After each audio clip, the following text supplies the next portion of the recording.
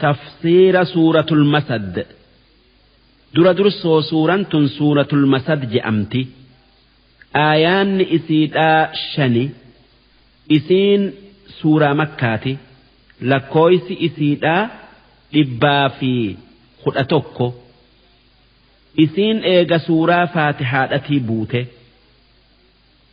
سببان إسين بوتف قاف توكو نبي محمد نجيني إسان الرتهاجراتو جنما تلو من در مكة كيس جرتو تنصفى جأم ترى أبته ور مكة للبي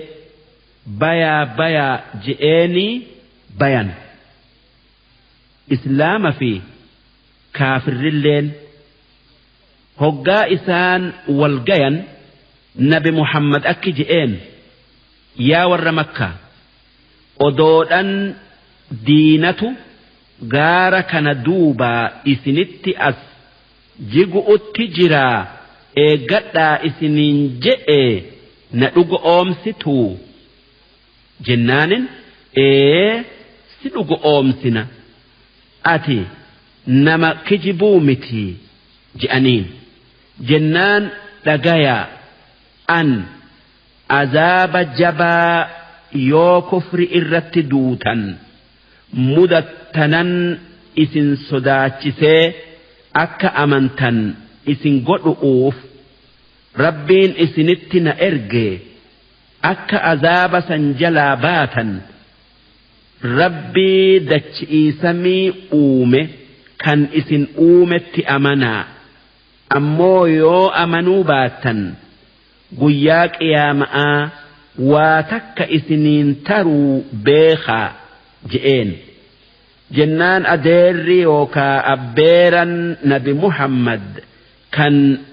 متوتي كفار مكة قريش إراتي كان أبي لهب جئمو أكي نبي محمد جئ يا محمد بدي تناجتش ولتنك أبدي بدي جئين دوبه قاسر ربين سورات نبوسه بسم الله الرحمن الرحيم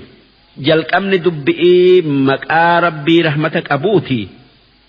تبت يدا أبي لهب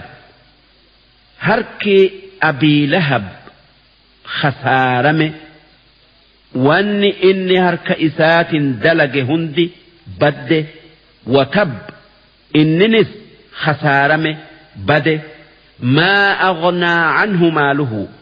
هورين إسا واتك عذاب الراء إسان درومسو إتآت ربي جلا إسان باسو وما كسب إلمان إسان إسان فيدا سيصلى نارا ذات لهب إني إبد بالبلا سين أوتاء ومرأته حمالة الحطب نمتش أبي لهب جأمسا جارتن إساء إبد إني سينسا سينتي إنما قران إبدا بأستيتي إبدا جارس إسئي اتقبة سنتي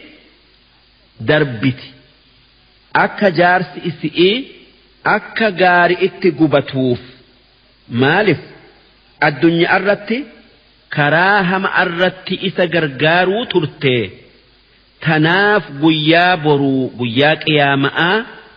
isa gargaartee azaaba itti idaati takka jaartin badduun tun islaama miidhuu keessa muka qore'ee guurtee ba'attee karaa nabi Muhammad deemu keessa tuulti akka hoggaa nabi Muhammad salaata subhiidhatiif deemu qoreen sun isaan garre isa dirtuuf jecha duuba aakhiraattis qoraan ifiin gubdu duddarratti ba'atu jiraatti fi jiidihaa hablum min masad kan morma isi'itti haanni liifaa hidhamu masad jechuun liifa takkaa masad jechuun haada ibidda jahannamirraa tolfame jechuu jiid jechuun morma jechuu duuba guyyaa qiyaama'aa haada sibiila ibiddaa morma isi itti hidhaniiti ibiddatti darbanii haada saniin keessaa harkisanii ammas itti deebisan jaartii Abii Lahab tana maqaan isii Arwaa intala harbiiti isiin mataa beera makkaati duuba hoggaa suuraan tun buutu lolteeti mee Muhammadii qur'aanni irratti bu'ee na arrabse san nagarsiisa jettee bakka nabi Muhammad taa'utti qajeelte dhagaa siidaa fudhattee duuba sar'ee fi joollee fi beera nama duuba jiruuf dhabanii nabi Muhammadii fi Abuu Bakr Siddiiq ka'baa maddii tattaa'anii hoggaa isiin itti as qajeeltu Abuu Bakri yaa rasuula rabbii